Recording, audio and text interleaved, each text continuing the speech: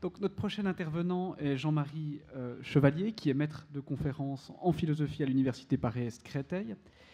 Après une thèse consacrée à la philosophie de l'esprit de Charles Sanders Peirce, il a publié L'empreinte du monde chez Ithaka en 2013, Qu'est-ce que raisonner chez Vrin en 2015, ainsi que de nombreux articles sur Peirce, sur l'histoire de la logique, le pragmatisme et l'épistémologie. Jean-Marie Chevalier a aussi co-dirigé 2 volumes collectifs avec Benoît Gauthier, donc Connaître, questions d'épistémologie contemporaine aux éditions Ithaka, et La connaissance et ses raisons aux éditions du Collège de France. Son prochain ouvrage, à paraître sous peu, si j'ai bien compris, s'intitule Peirce ou l'invention de l'épistémologie. Et l'exposé de Jean-Marie Chevalier aujourd'hui s'intitule L'analyse et la tâche interprétative de la philosophie. D'accord, donc c'est bien moi qui ai été invité. Je me suis demandé s'il n'y avait pas eu un malentendu, parce que j'ai un homonyme économiste qui est spécialiste du pétrole, et n'étant moi-même pas spécialiste de l'essence, voilà, donc il n'y a pas de malentendu. Donc je ne suis pas spécialiste de ces questions-là, mais en tout cas je remercie beaucoup Madame Tiercelin et la chaire et les organisateurs de m'avoir invité à m'interroger sur ces questions difficiles.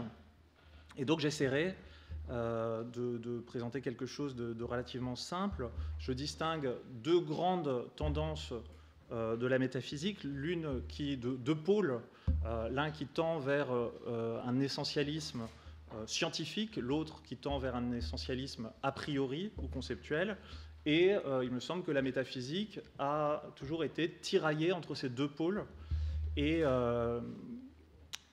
qu'elle est en quête donc d'une sorte d'épistémologie hybride qui lui permettrait de faire l'aller-retour, le lien entre ces 2 pôles, et que cette épistémologie hybride est un petit peu l'impensé de la métaphysique, et il me semble qu'il est très difficile d'en proposer une qui soit satisfaisante. D'où une proposition que je fais à la fin, à laquelle je n'arriverai peut-être pas, mais ce n'est pas très grave, parce que c'est une proposition qui est en cours d'élaboration, qui n'est pas forcément très convaincante au vu des difficultés. Donc je vais déjà essayer de présenter les difficultés. Voilà, donc vous avez le plan de mon exposé. Et il me semble qu'on peut partir par essayer de circonscrire le champ de la métaphysique, qui en gros est susceptible, alors en très gros peut-être, de 4 définitions, comme une discipline philosophique, la discipline philosophique qui a pour objet le possible, qui a pour objet le nécessaire, qui a pour objet les essences, et qui a une méthode a priori, dernière caractérisation, qui est épistémologique, de manière peut-être assez intéressante. Alors la métaphysique entendue comme étude du possible, et une définition qui est celle par exemple de David Lewis, qui remonte à de nombreux auteurs scolastiques, dont Duns Scott, qui me semble est aussi adoptée par Claudine Tiercelin, mais peut-être pas uniquement. La définition de la métaphysique comme science du nécessaire serait celle de Kripke et Putnam à partir donc d'une approche modale. La définition sous forme d'essentialisme est celle de Jonathan Law, qui est censée être reprise ou s'inspire de la tradition aristotélicienne, avec un sens de l'essence qui peut être emprunté à Locke. Law reprend souvent cette définition de l'essence comme « the very being of anything whereby it is what it is », donc ce par quoi une chose est ce qu'elle est. Et puis, une partie de la philosophie dont la méthode est a priori, avec des partisans de l'analyse conceptuelle comme Frank Jackson. Kit Fine aussi donne cette caractérisation, non pas définition, mais caractérisation de la métaphysique. Alors, on peut remarquer que le nécessaire n'implique pas l'a priori, contrairement peut-être à ce que Kant a pu affirmer. On peut considérer qu'on peut avoir des connaissances a posteriori de propositions qui sont nécessairement vraies, qu'en revanche l'a priori implique le nécessaire. Alors si l'a priori implique le nécessaire, on peut déjà regrouper nos points 2 et 4. Quant au possible et au nécessaire, en tant que modalité, ils sont équivalents. Alors, équivalents dans la logique modale contemporaine, du moins. De sorte qu'on pourrait se retrouver, de manière un petit peu rapide, je vous le concède, avec une caractérisation donc, de la métaphysique, soit comme connaissance des essences, soit comme connaissance a priori. Et la question du défi de l'intégration consisterait donc à concilier ces deux versants. Comment faire tenir ensemble donc l'exigence épistémologique d'a prioricité et l'exigence métaphysique d'essentialisme. Est-il possible de faire tenir les deux ensemble? N'est-ce pas contradictoire? La métaphysique n'est-elle pas condamnée à être écartelée entre un pôle plutôt empirique, qui est monopolisé par la science, et un pôle d'analyse du langage qui porterait uniquement sur les significations? La métaphysique n'est-elle donc qu'un marécage entre le scientifique et le linguistique? On espère que non. Suspense. Eh bien, ça c'est ce que je viens de dire.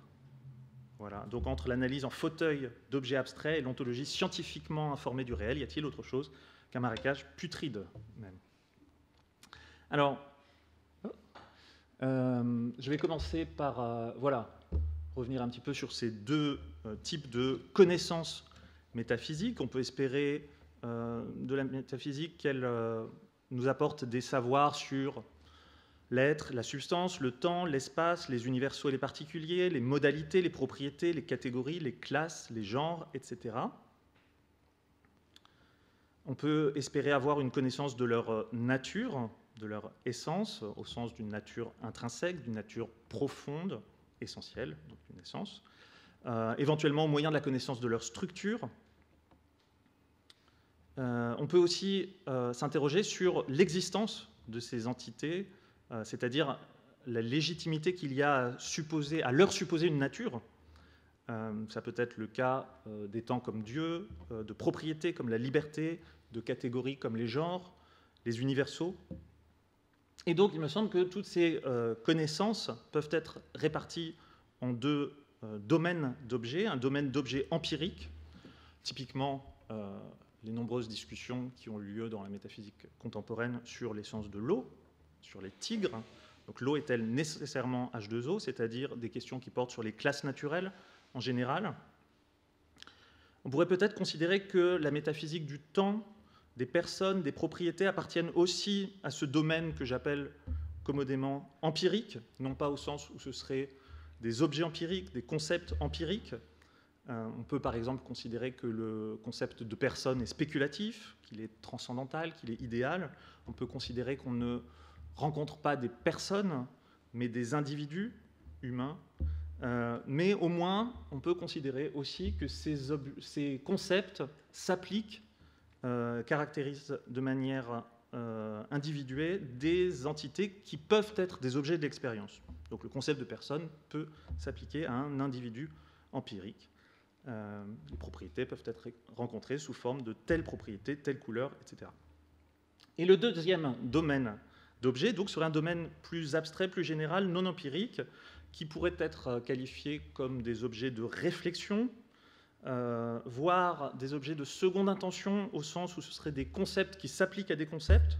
Par exemple, la substance est-elle un faisceau de propriétés? On va s'interroger sur le concept de substance. Les universaux sont-ils réels? Les modalités sont-elles antérieures? Sont-elles logiquement antérieures ou métaphysiquement antérieures aux essences, etc. Qui seraient donc des questions de ce type plus abstrait. Donc on aurait deux modalités de la connaissance métaphysique qui seraient, grosso modo, donc l'essentialisme scientifique et l'analyse conceptuelle, respectivement. Alors, je reconnais que la distinction entre ces deux domaines est relativement imprécise, mal définie telle que je viens de le faire, mais assez intuitive, facilement saisissable.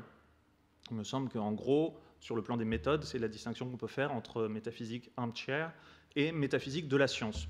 Je soulignerai tout de même que ça ne recoupe pas, me semble-t-il, la distinction entre concret et abstrait, ni la distinction entre particulier et général. L'eau, par exemple, n'est pas particulière et un trope n'est pas quelque chose de général.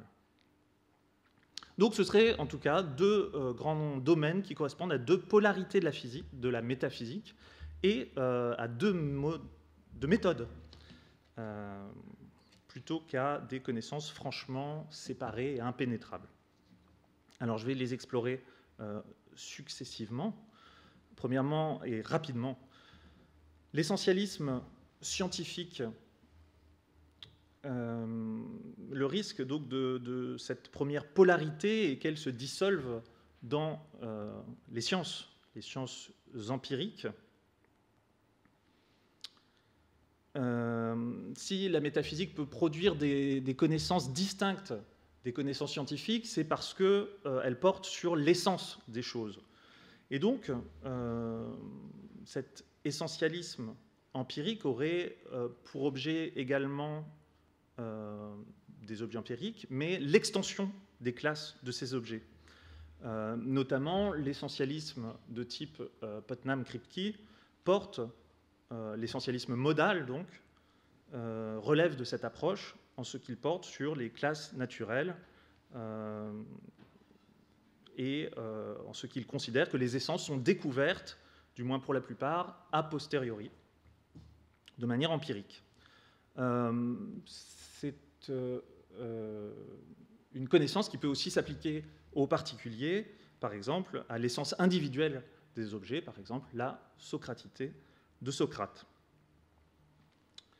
Dans le cas de Kripke et de Putnam, cette métaphysique a posteriori suppose la priorité des modalités sur l'essence, car alors, souvent il me semble que c'est parce qu'elle fait fond sur la nécessité des lois de la nature, qui serait un mode d'accès à la connaissance métaphysique.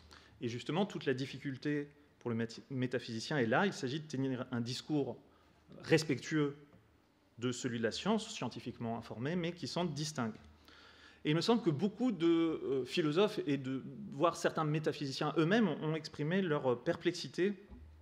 Je vous ai mis cette phrase de Simon Blackburn. Il a fallu Lavoisier plutôt qu'Aristote ou Frege pour montrer comment, ayant fixé les faits physiques, Dieu n'avait plus rien à faire pour rendre le monde aqueux.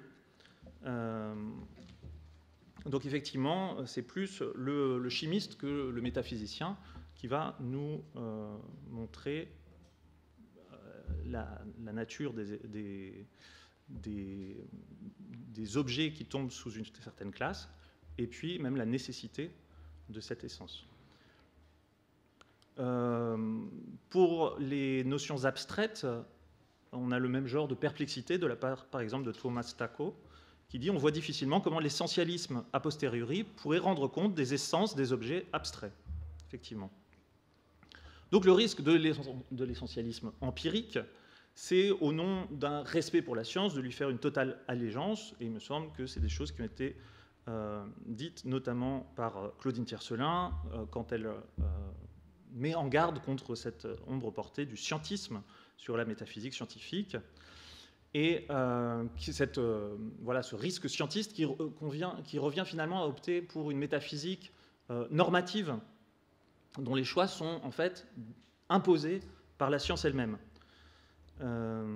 Et je pense que c'est une tendance qu'on peut déceler dans des options métaphysiques contemporaines comme le privilège accordé à l'événement par rapport à la substance, parce que l'événement serait plus compatible avec la physique quantique, ou privilégier les propriétés dispositionnelles aux propriétés catégoriques pour les mêmes raisons. Parce que voilà, à cause des travaux de Pierre-Gilles Degennes ou de beaucoup d'autres gens de physique quantique, etc. Donc, il ne s'agit certes pas de dire que la métaphysique des dispositions commet nécessairement un péché de scientisme, mais quand on privilégie la compréhension de l'essence des choses en termes d'analyse de la matière, eh bien, quand on privilégie l'analyse des pouvoirs d'action en termes de capacité microstructurelle, quand on décide de se tourner vers la microphysique, comme c'est le cas de Putnam dans The Meaning of Meaning, par exemple, où il décide d'adopter la microstructure comme critère de l'identité de la substance, eh bien, il me semble qu'on arrive à un stade où le métaphysicien, pour paraphraser Kant, doit supprimer la croyance essentialiste pour laisser la place au savoir scientifique. C'est un problème. Alors, on peut se tourner vers l'autre pôle, celui de l'analyse conceptuelle, et il me semble qu'on a désormais non plus une introuvable métaphysique normative, mais une introuvable métaphysique descriptive. Pourquoi? Eh bien, on procède par une analyse sémantique, conceptuelle, a priori. Alors, sans doute pas purement a priori, comme dirait Kant, puisque sinon on ne pourrait pas parler d'objet. Mais justement, toute la difficulté là, c'est de maintenir l'a prioricité de la connaissance des essences, tout en l'appliquant à des objets empiriques, au prix parfois de contorsions un petit peu surprenantes. Je mentionne en passant Kit Fine, qui assigne à la métaphysique un rôle d'a priorification par factorisation. Ça m'a semblé assez compliqué et assez peu convaincant. C'est peut-être ma faute. L'idée est de fournir une base a priori à des vérités a posteriori, du type l'eau est par nature H2O. Je m'attarde un tout petit peu plus sur l'exemple de Frank Jackson, qui argue en somme que l'eau peut être un objet d'une connaissance a priori, à condition d'inscrire tout un contexte de connaissance d'arrière-plan, de concepts, de catégories, dans des prémices dont la connaissance sera tirée a priori. Et c'est ce qu'il fait, Frank Jackson, avec son principe de passage a priori, dont il dit qu'il est validé par David Chalmers et David Lewis. Soit. Donc l'idée, c'est que l'eau est a priori l'entité qui joue le rôle de l'eau, car il est vrai, et a priori, qu'il y a une seule entité qui joue le rôle de l'eau. Et donc, le passage de X et H2O à X et de l'eau, certes, est a posteriori, mais si on ajoute que le monde réel, donc le fait que H2O joue le rôle de l'eau, fixe la référence du terme eau, on transforme ce passage de X et H2O à X et de l'eau en un passage a priori.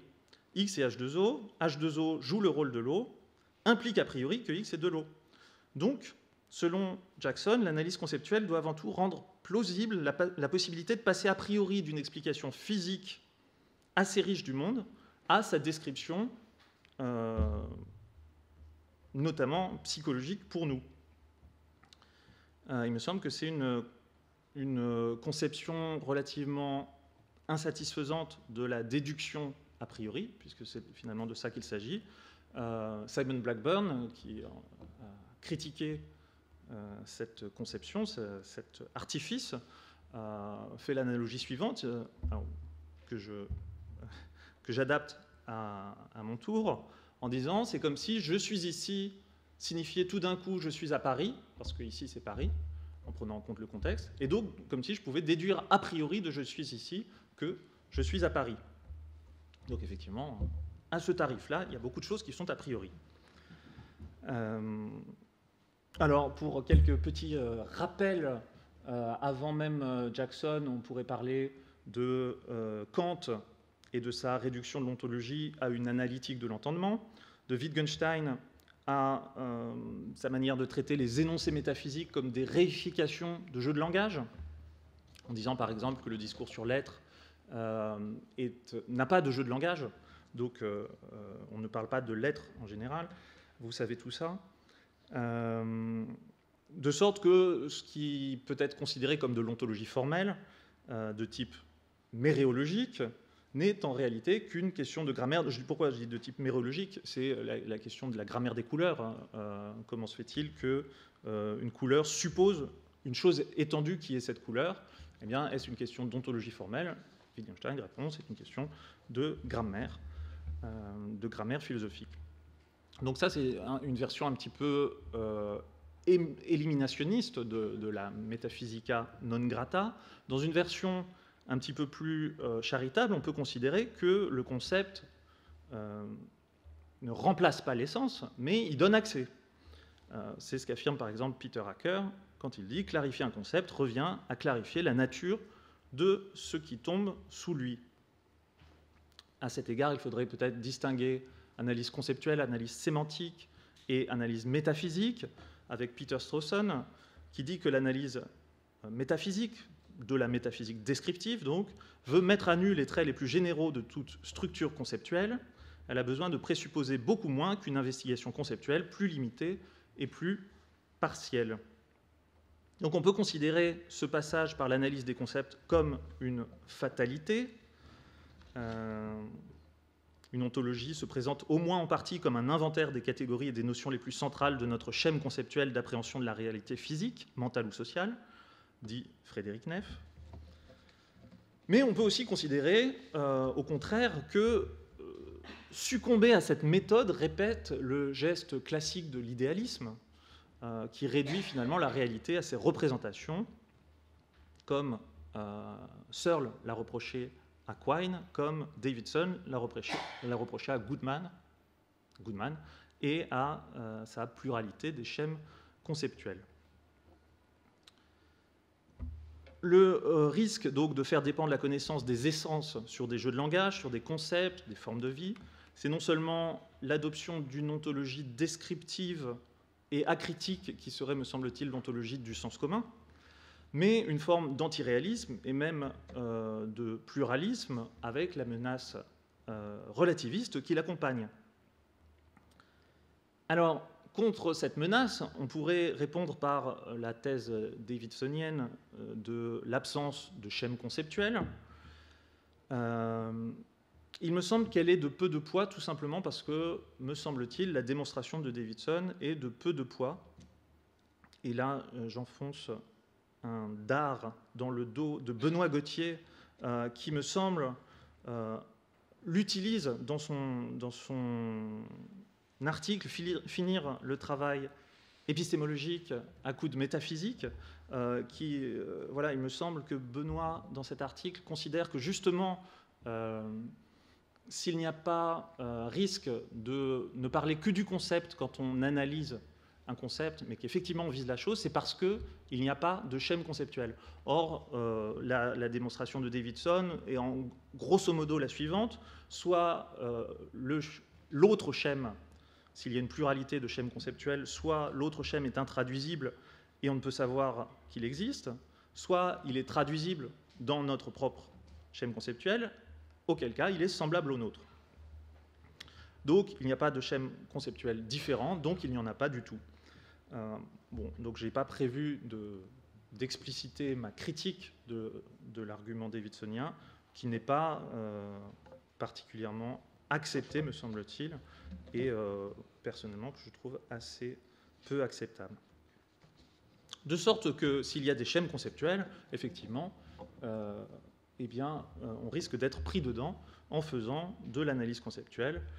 Alors, je remarque aussi qu'il me semble que d'une certaine manière, ces deux pôles, l'essentialisme empirique, scientifique, et l'analyse conceptuelle, la critique, ou l'analyse des schèmes conceptuels, ces deux pôles, me semble-t-il, se rejoignent d'une certaine manière. Pourquoi ? Parce que dans les deux cas, on soutient une thèse de spécialisation du langage.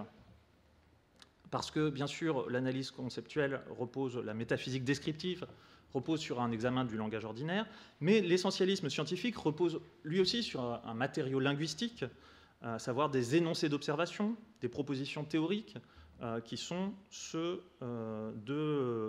des différentes sciences empiriques. Donc, il me semble qu'en dernière analyse, l'échec de la métaphysique à trouver sa place entre une redescription de nos concepts communs et la prescription d'adopter ceux de la science se rejoint, enfin, repose sur l'acceptation implicite de ce que John Hill appelle la théorie picturale, c'est-à-dire considérer en gros que le découpage linguistique de nos concepts correspond au découpage du monde, que le langage offre une image acceptable de la réalité. Le schéma est donc censé représenter une espèce de bandeau avec les deux pôles à chaque extrémité, l'analyse conceptuelle, le réalisme scientifique. Vous reconnaissez le marécage putride, l'introuvable métaphysique. Et alors, si les deux extrémités se rejoignent, eh bien, on obtient quelque chose comme un ruban en forme d'anneau.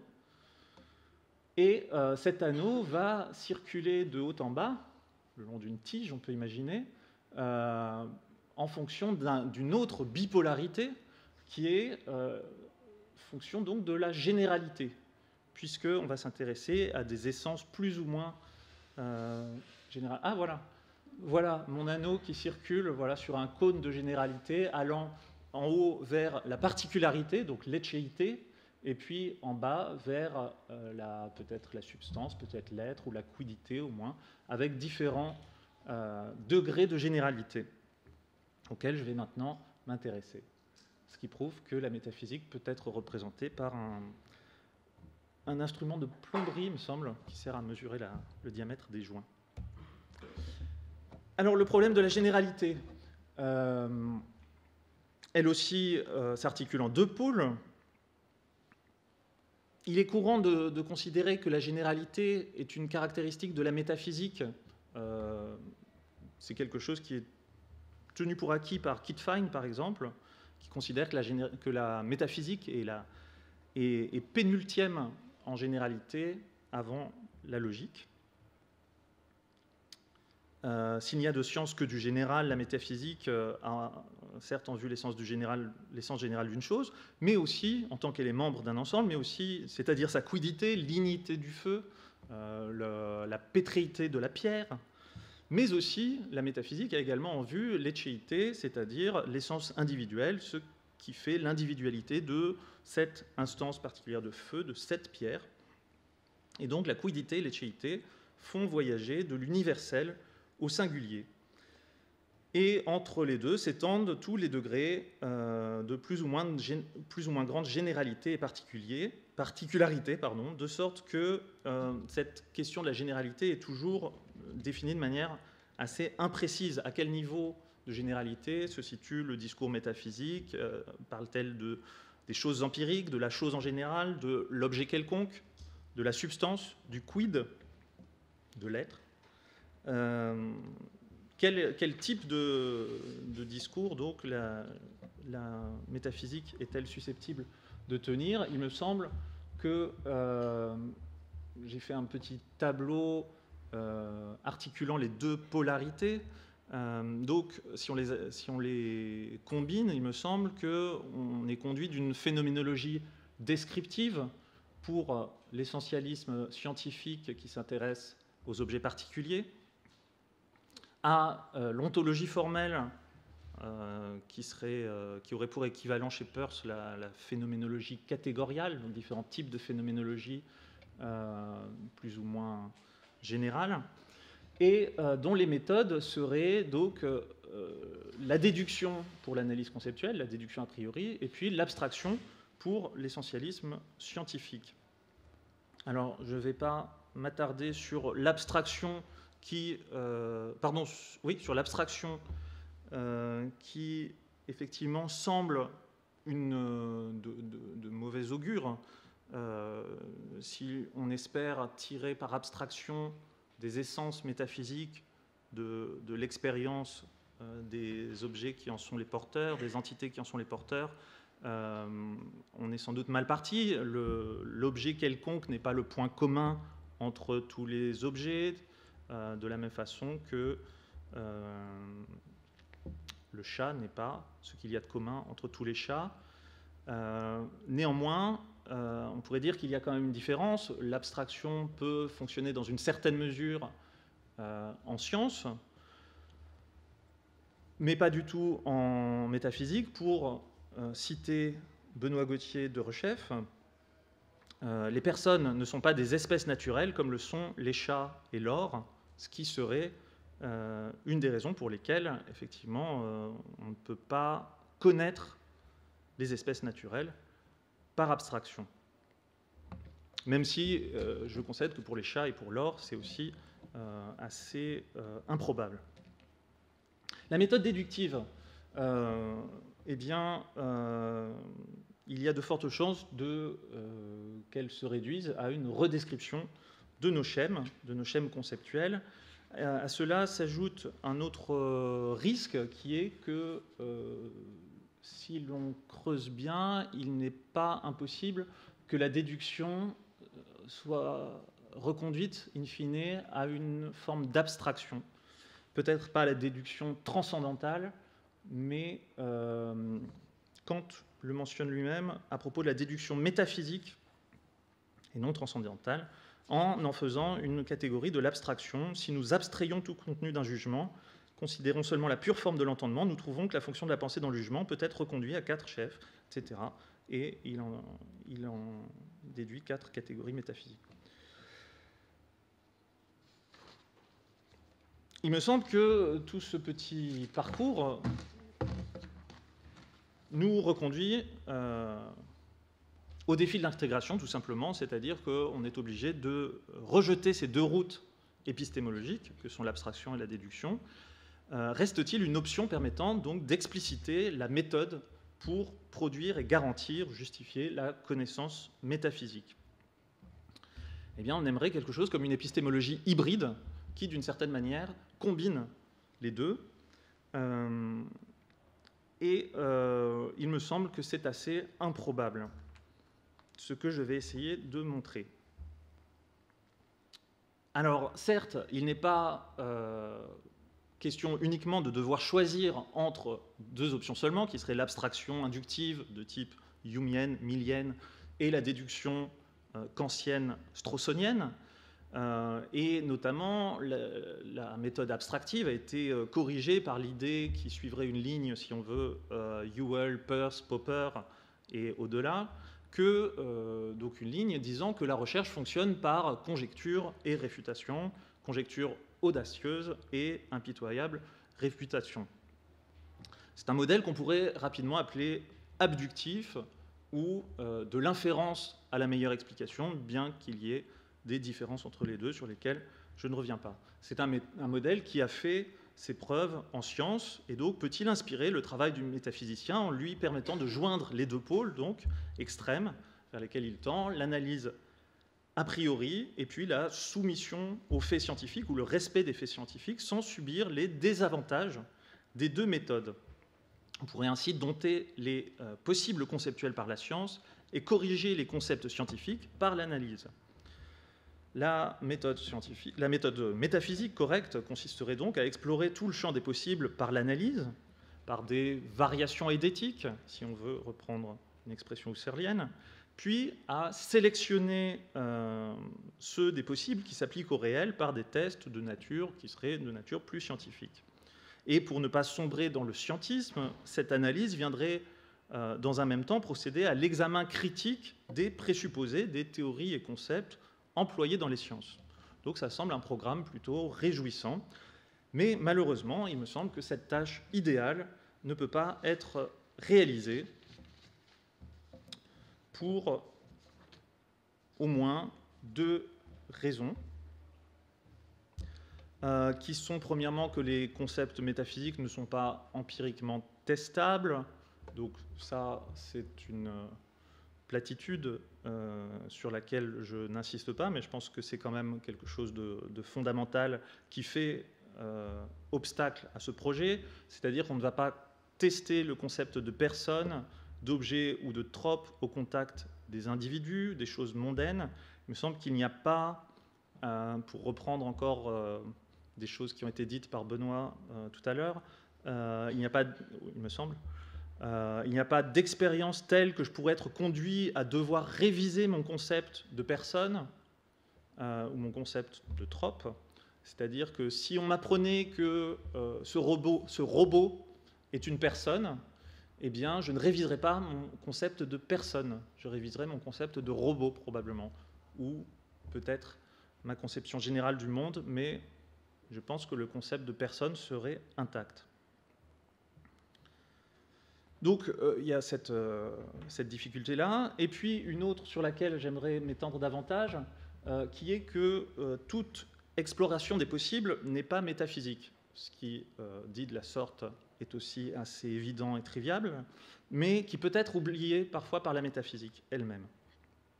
Et pour le montrer, je vais partir d'un exemple allégué par Thomas Tacko en faveur d'une épistémologie hybride. C'est l'exemple donc des éléments transuraniens. Les transuraniens, donc, ce sont des éléments chimiques dont le numéro atomique est supérieur à celui de l'uranium, qui est de 92. Par exemple, il y a le plutonium, l'einsteinium, ce sont des transuraniens. Alors, il n'existe pas sur Terre à l'état naturel. On pense qu'il existe dans certaines étoiles, car ce sont des éléments très instables.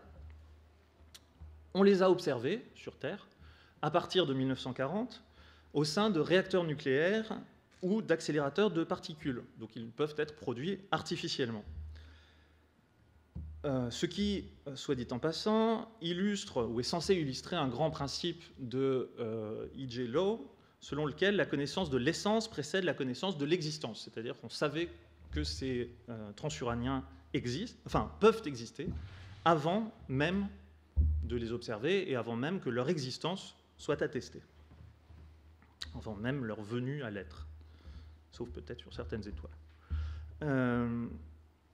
Donc ici, Thomas Tacko dit « L'observation n'est pas première », et donc, je le cite, il dit « Il y a là place pour un élément a priori, car pour que ce processus débute, nous devons en effet avoir au moins un élément de connaissance, some knowledge, a priori, au sujet des genres d'objets qui sont métaphysiquement possibles. » Et il me semble qu'il y a là une confusion, que cette affirmation résulte d'une représentation erronée, tout simplement de la méthode scientifique et du rôle de l'imagination dans les sciences, qui, loin d'être subsidiaire et fondamentale, en particulier pour créer de nouvelles hypothèses, sans qu'on sorte du domaine de la science, bien évidemment.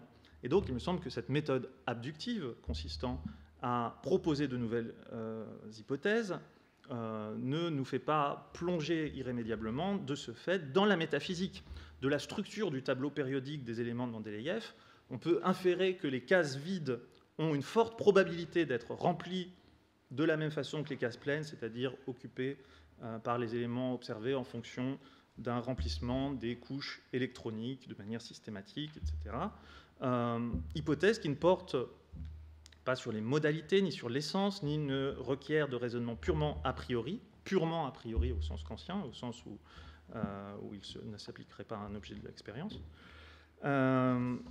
Et je ne vois pas très bien au nom de quoi on considérerait que cette phase de raisonnement n'est pas scientifique, mais métaphysique, surtout si on admet la testabilité comme critère de scientificité. Ça s'intègre parfaitement dedans. Donc, la combinatoire des configurations électroniques des éléments n'est pas une exploration du métaphysiquement possible. Il me semble que ça rejoint une discussion qui a eu lieu tout à l'heure, lorsque Philippe Drapeau-Vieira-Quantim a parlé des conditionnels essentialistes, en disant que, en répondant à Benoît, et en disant que peut-être que la partie a priori de cette enquête sur les éléments empiriques, tels que l'or, les citrons et l'eau, par exemple, que ces conditionnels essentialistes, donc ces principes généraux sur l'essence a priori, eh bien, peut-être qu'ils sont tout simplement édictés par la science et non pas par la métaphysique elle-même, ce dont on s'aperçoit avec l'exemple du tigre, dont l'individuation de l'espèce ne repose pas sur l'ADN, mais sur une structure phylogénétique. Ce qui voudrait dire donc que ces conditions a priori sont vraiment des conditions scientifiques et non pas métaphysiques. Il me semble que peut-être, je m'avance avec plus de précaution, mais que Kripke, quand il traite l'exemple de H2O, de la même façon, de peur de rabattre le possible métaphysique sur le possible épistémique, et donc sur le concevable, dans cette volonté de dire que le possible n'est pas voilà, ce qui peut être imaginé ou ce qui peut être conçu, eh bien peut-être le rabat-il, ce possible métaphysique, sur le possible scientifique, pour les raisons précédemment alléguées, à savoir au nom de la structure moléculaire, au nom d'un micro-essentialisme ou voilà, une prise en compte essentiellement de la nature physique de l'élément. Lorsqu'il dit XY n'est pas de l'eau parce que c'est quelque chose qui ressemble à de l'eau, mais qui n'est pas H2O, donc qui n'a pas la structure moléculaire de l'eau, donc qui n'est pas de l'eau. En résumant de manière un peu cavalière son argument. Donc la conclusion à laquelle on peut parvenir est totalement décevante, puisqu'elle consiste à dire que finalement aucun des deux pôles de la métaphysique n'est acceptable dans sa pureté et que l'intermédiaire, le moyen terme, n'est pas non plus souhaitable. La médiocritas n'est pas du tout aurea. Alors il semble pourtant, c'est là où l'effort de pensée résiste, il semble pourtant que la tâche de la métaphysique soit bel et bien de concilier une attention fine au concept et puis un parti pris réaliste dans un double rejet du conceptualisme kanto-wittgensteinien, si on veut, et puis du scientisme. Il me semble, et je me permets donc de poser une question à un membre de cette assistance, il me semble à cet égard que l'œuvre de Claudine Tiercelin paraît exemplaire de cette tentative pour tenir ensemble les deux bouts de la chaîne, et que c'est ce que la métaphysique doit faire, notamment donc à travers un aliquiditisme fondé sur l'analyse a priori, et puis une philosophie des dispositions scientifiquement informée. Mais donc ce projet n'est-il pas intrinsèquement contradictoire, faute de la possibilité d'une épistémologie hybride? Autrement dit, peut-on avoir Aristote et Putnam sans avoir ni Wittgenstein ni Auguste Comte? C'est une vraie question et je ne doute pas qu'il y aura bien des choses à me répondre. Alors, je n'ai pas démontré que toute épistémologie hybride est impossible, puisque je n'ai pas envisagé tous les types d'hybridation de l'épistémologie. Il me semble malgré tout que c'est essentiellement ce qu'on peut avoir à l'esprit. Et je pense, cette fois je m'adresse à un autre membre, il me semble que Philippe Drapeau-Veira-Conti m'a proposé une ligne de partage non pas entre science et métaphysique, mais à l'intérieur de la métaphysique, entre métaphysique armchair, qui devrait formuler des principes généraux de nécessité, les conditionnels essentialistes, et puis le métaphysicien de la science qui a, je cite, seule autorité pour juger du possible et du nécessaire concernant les sortes particulières. Eh bien, il me semble que finalement ce partage revient un petit peu à ce dont j'ai parlé et souffre peut-être des mêmes limites. Alors, puisqu'il reste un petit peu de temps, je vais avancer prudemment une proposition dont vous allez voir qu'elle est extrêmement décevante et peut-être peu pertinente, voire impertinente au regard de toutes les difficultés rencontrées, qui consistera par commencer avec l'exemple de l'eau est-elle nécessairement H2O.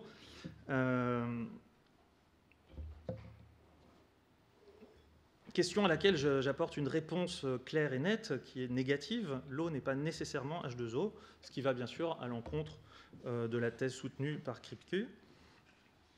Alors, il va de soi donc, que sur Terre, tout ce qui a les propriétés phénoménales et physiques de l'eau joue le rôle de l'eau, c'est H2O. Mais cela pourrait-il ne pas être le cas? Eh bien, je propose le raisonnement suivant. Donc, si un élément x, y, z, différent de H2O, avait les propriétés et remplissait les fonctions de l'eau, nous serions disposés à l'appeler de l'eau.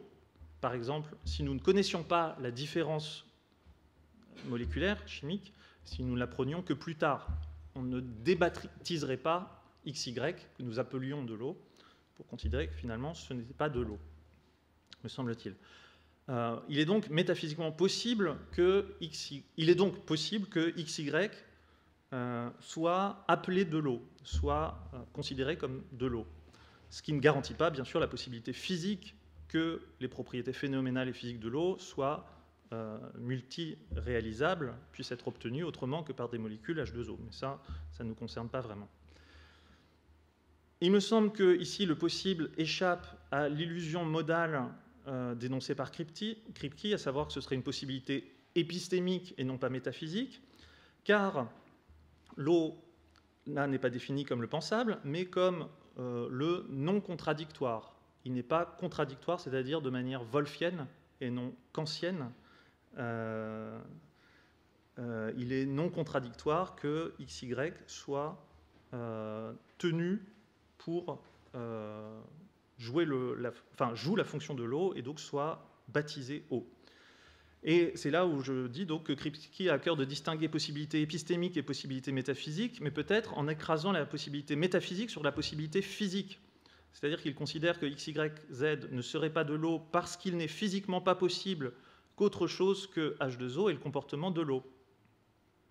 Or, et là je m'appuie sur une note de bas de page de Putnam dans le réalisme à visage humain, Putnam envisage le cas d'un monde possible, alors là je cite Putnam, un monde possible dans lequel la composition ne détermine pas le comportement. Et dans ce monde possible, donc, H2O ne tombe pas sous forme de pluie, n'étanche pas la soif, n'éteint pas le feu, etc. Est-ce que cette substance hypothétique serait de l'eau? Et la réponse de Putnam et Kripke répondrait apparemment oui. Ce qui veut dire que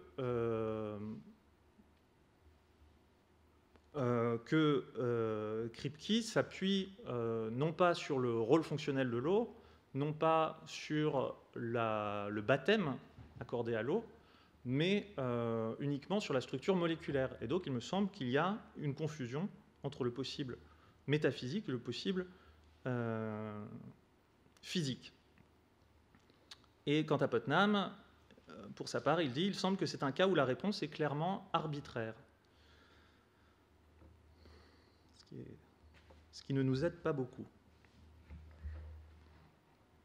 Donc, selon mon raisonnement, pour autant que XY n'est pas actualisé dans notre monde et reste une possibilité conceptuelle, notre concept d'eau et notre usage linguistique n'ont aucune raison de changer, car ils dépendent de formes de vie réalisées socialement dans le monde actuel. De même qu'on ne va pas appeler souris un éléphant sous prétexte que ça pourrait être un éléphant dans un monde possible.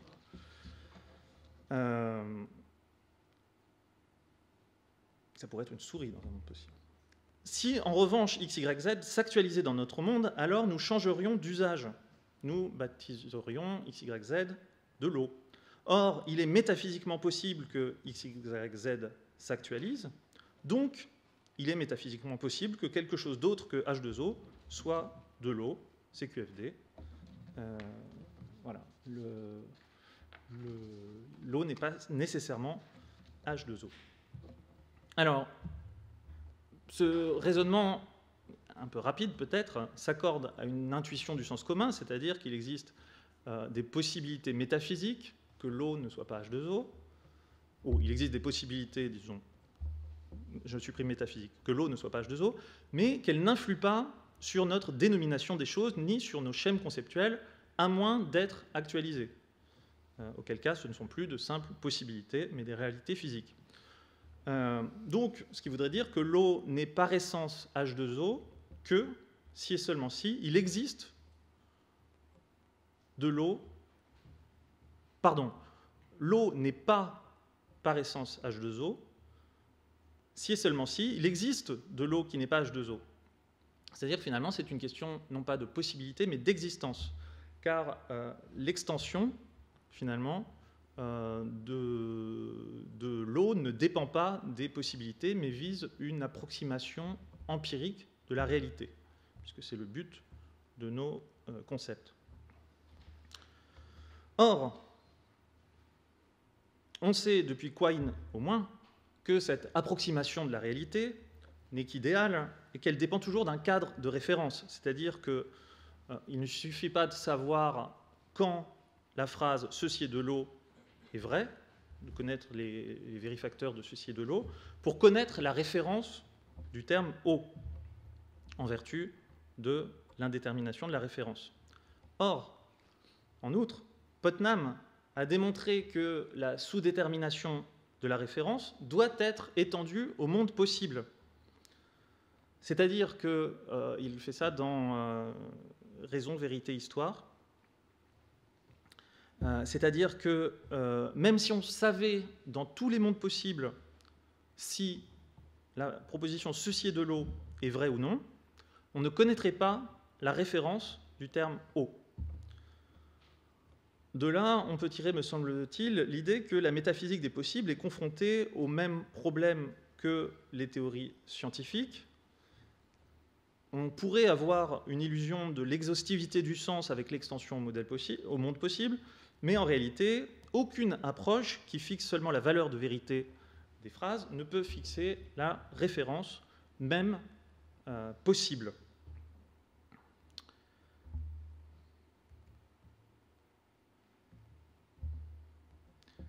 Alors, c'est là où commence vraiment la partie la plus éthérée de ma proposition et où s'arrête peut-être la conférence.